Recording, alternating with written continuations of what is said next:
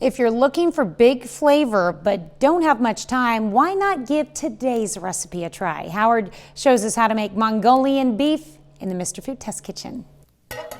How many times a week are you faced with the same old question, what to make for dinner? Well, if you're running out of ideas and getting tired of takeout, then I think you'll love our very easy take on a one-pot wonder. We start by mixing a bit of cornstarch with some chicken broth,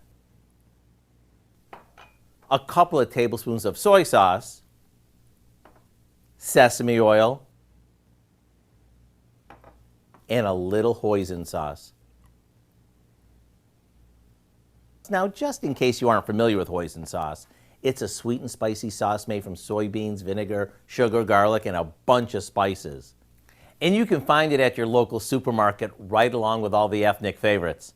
Okay, we set this aside for a sec while we stir fry some steak that we cut into strips before adding our sauce and some cut scallions to it.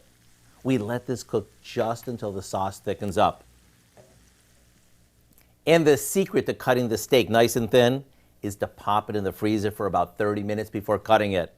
There you have it, a welcome change of pace to the age-old question, what should I make for dinner? And when you serve this over rice to soak up every last bit of the flavor-packed sauce, that's some good eating. To get the recipe for Mongolian beef, just visit our website. I'm Howard in the Mr. Food Test Kitchen, where today we found a new and exciting way for you to say, ooh, it's so good.